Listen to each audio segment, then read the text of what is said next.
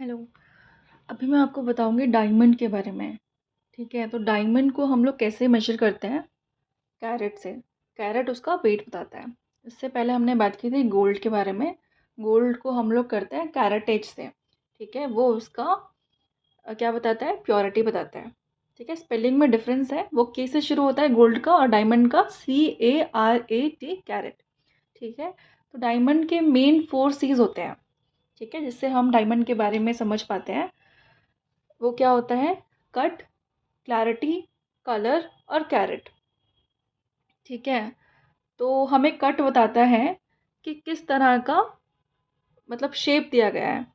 ठीक है, जैसे अलग अलग शेप होते हैं, जैसे राउंड होता है, प्रिंसेस होता है, एशर होता है, ओवल होता है, पियर शेप होता है, मार्क्वेस होता है, हार्ट और एमरल्ड शेप। ठीक है, तो कट अलग अलग तरह के होते हैं। जैसे आइडल कट होता है जो काफ़ी अच्छा होता है। Then we have very good cut, then good cut and then poor cut. सबसे अच्छा कट जो होता है वो आइडियल कट होता है। ठीक है, और सबसे खराब जो कट होता है वो पुअर कट होता है, विच इज़ वेरी अनसेटिस्फैक्ट्री। ठीक है, तो ये बात है। और सेकेंडली आता है हमारा क्लैरिटी। तो डायमंड की क्लैरिटी क्या बोलती है? जब उसमें कोई फ्लॉज नहीं होते हैं ना, उसको हम क्लैरिटी बोलते हैं। मतलब किस किस लेवल की क्लैरिटी है, हम क्लैरिटी से वो पता लगाते हैं। सबसे बेस्ट होता है जब उसमें कोई फ्लॉज नहीं होते हैं।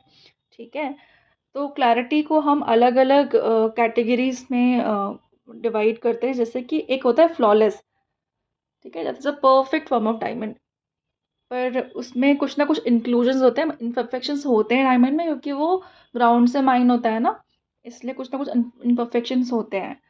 अगर हम लोग लैब ग्रोन भी बनाते हैं तो भी उसमें कुछ ना कुछ इम्परफेक्शंस हो जाते हैं, लाइक क्लाउडी एंड ऑल हो जाती है।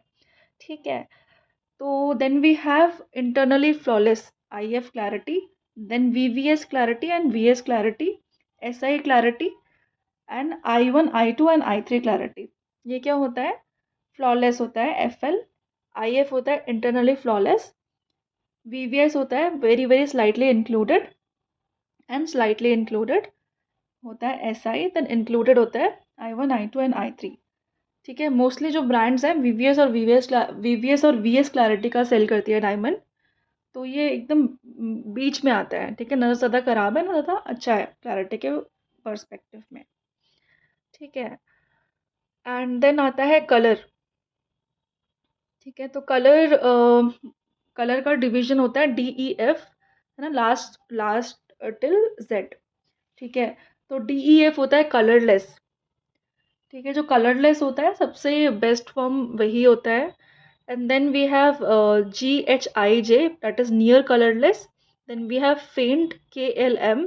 देन वी हैव SAZ तक, दैट इज लाइट। ठीक है, उससे पहले एक और आता है light yellow, that is NOPQR। ठीक है, जैसे जैसे आप आगे बढ़ते हैं, मतलब कि जैसे S से Z की तरफ बढ़ते हैं, तो वो थोड़ा येलोइश ब्राउनिश सा होता है ना। तो that colour is not that great. Mainly जो कलरलेस डायमंड होता है वो सबसे बेस्ट माना जाता है। ठीक है, तो ब्रांड्स EF और FG क्लैरिटी का सेल करती हैं कुछ ब्रांड्स विच आई नो। ठीक है, तो mostly colourless diamonds are preferred, वो बेस्ट होते हैं। Then we have carat. ठीक है, कैरेट जैसे मैं बताया था डायमंड का वेट मेजर करता है। ठीक है, तो 1 carat is equal to 100 cents. ठीक है, या आप बोल सकते हो कि 1 कैरेट जो है 0.2 ग्राम्स के इक्वल होता है, या फिर 200 मिलीग्राम्स के इक्वल होता है। ठीक है, तो there are different caratages, like 1.25 carat, 1 carat, 0.75 carat, 0.50 carat, 0.10 and so on.